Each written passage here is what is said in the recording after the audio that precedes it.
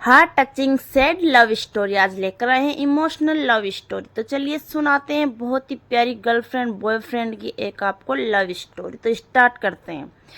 Hello, तुम थोड़ी मेरी सीट पता लगा दोगी? मुझे नोटिस बोर्ड नहीं दिख रहा। कमर में हाथ रखे वो लड़की मुझसे ऐसे बात कर रही थी जैसे उसका कोई हक हो मेरे पे, जबकि जान पहचान के नाम पर हम दोनों में बस इतनी ही था कि चंद घंटे पहले दोनों एक बस में इस इंजीनियरिंग एंट्रेंस का एग्जाम देने पहुंचे थे। उसकी ऐसी बदखुल्दी देखकर मुझे जोरों से हंसी आई, पर वो बुरा न समझे इसलिए मैंने खुद को एहतियात सामान्य रखते हुए उसका रोल नंबर पूछा। वो रोल नंबर बताते हुए खुशामद के अंदाज में बोली, प्लीज हेल्प कर दो, मैं यहाँ तुम्हारे सिवा किसी को नहीं जानती। मैंने मन ही मन सोचा कि जानती तो वैसे मुझे भी नहीं हो, बस अपना काम निकलाना है।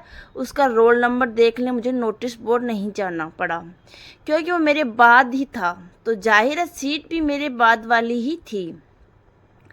एग्जाम से निकलने के बाद 2 घंटे की बातचीत मुझे पता चला जितनी क्यूट वो दिखती है उससे ज़्यादा क्यूट उसकी जनरल नॉलेज है।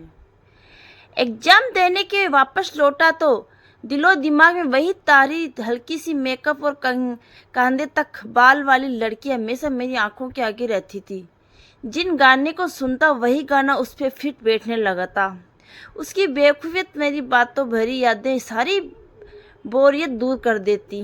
मुझे उससे पता नहीं कैसा एक लगाव सा हो गया।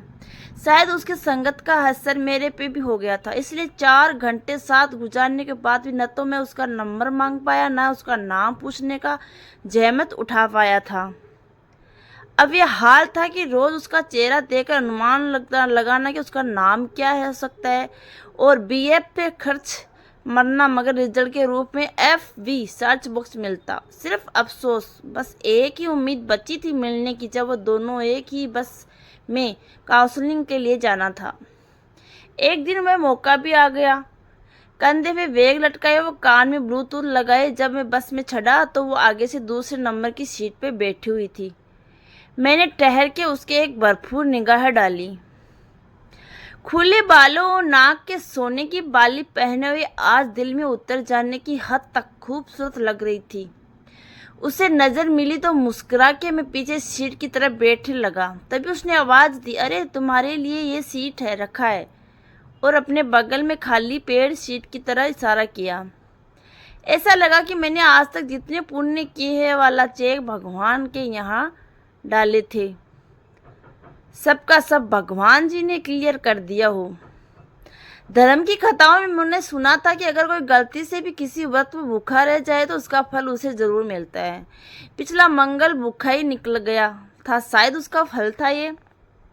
मैंने अपने चेहरे से हल्के से नापसंदी की भाव लाए और जाके उसके पास बैठ गया, ताकि उसे लगे कि मैं उसके पास बैठकर उसमें एहसान कर रहा हूँ। बस जब चलने लगी तो कुछ देर तक इधर उधर बातें करने के बाद अचानक से यूं पूछ लिया, इतने दिनों में तुम मुझे याद कर रहे थे? चोरी पकड़े जाने में जब मैं घबरा गया तो कुछ उठपटांग बोलता ही कि वो हंसने हुए बोली, इन दिनों मुझे हिचकियां बेहद आ रही थी, तो मुझे लगा कि तुम मुझे याद कर रहे होंगे, क्योंकि दूसरा तो कोई है नहीं याद करने वाला। मैंने गहरा सांस लिया और बोला कि अच्छा, फ्लर्ट कर लेती हो? खिलखिलाकर हंसने लगी। बस 8 बजे से चलती थी, अभी रात की 11 बज चुके थे, तो सबको भूख लग गई थी, इसलिए ड्राइवर ने उसी लाइन होटल पे खड़ी कर रोक दिया और चारों चाहत थी कि वो मेरे साथ डिनर पर, और उसने मजबूरी बताया कि उसकी फ्रेंड भी उसके साथ ही खाना है। आधे घंटे बाद जब खाना खा के सफरत का कैन पे काउंटर में बिल जमा कर रहा था, तब मुझे कॉर्नर वाली टेबल पर अपने फ्रेंड के साथ दिख गई। मैंने अपना कैन उसके तरफ झुका के पूछा कि वो भी पिएगी। जवाब में उसने मना कर दिया। फिर भी मैंने 2 कैन लिए और वेटर से उसके टेबल पर पहुंचाने के लिए बोला कि होटल से बाहर निकल गया। बाहर निकला तो बड़ी जोर से सिगरेट पीने का मन किया। बैग चेक किया तो 2 गोल्ड फ्लेक और 1 क्लॉक था। मैंने क्लो जलाई और होटल से दूर जाके कस लेने लगा। तभी 2-4 कस ही लिए होंगे कि उसका फ़ोन का फ्लैश लाइट मेरे चेहरे पे था। ऐसे तो मैंने उसकी ड्रेस की हल्की सी झलक से ही उसे पहचान लिया था। फिर भी मैंने पूछा, कौन हो? जवाब में वो कुछ बोलने से बजाय फ्लैश जला रही। फिर कुछ देर में खुद ही बोली, अच्छे बच्चे सिगरेट नहीं पीते और फिर तुम तो अभी अच्छे बच्चे हो। मैंने कस लेना जारी रखते हुए कहा, मैं कब से तुम्हारा बच्चा हो गया बाबू? अगले ही पल में दांत पीसते हुए सर पर सवार हो गई। बोखेंगे भी या अभी फुटेज खाओगे? फेंकोगे भी या अभी फुटेज खाओगे?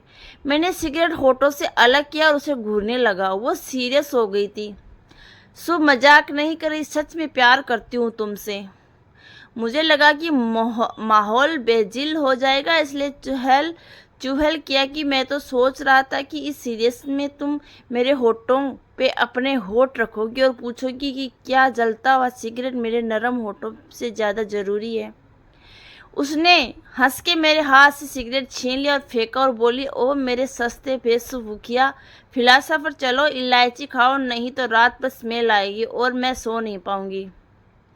एडमिशन वगैरह होते होते वे इतना करीब हो गई कि गर्लफ्रेंड से कम आदत ज़्यादा लगती थी। मैं खुद उसके इतना प्यार से हैरत हो पड़ जाता।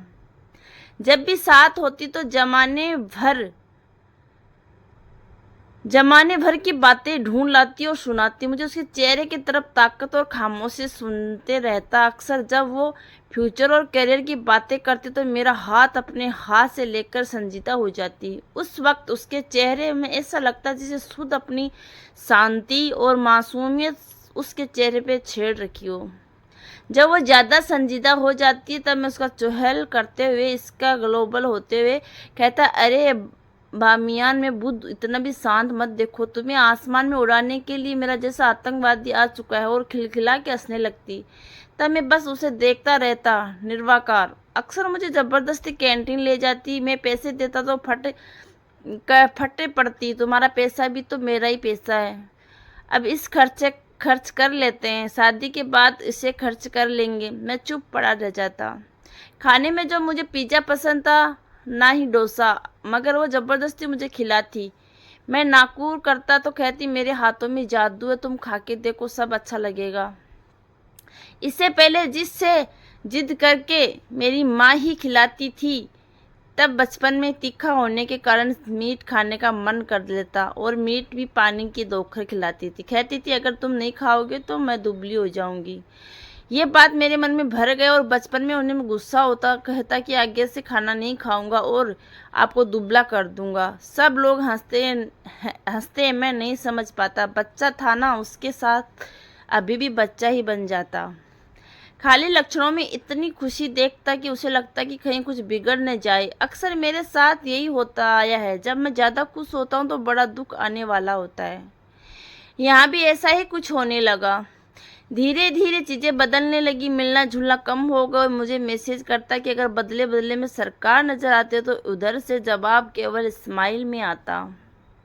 आपको ये कैसी लगी love story? Emotional love story इसका फर्स्ट भाग है। सेकंड भाग जल्द ही लेकर आएंगे।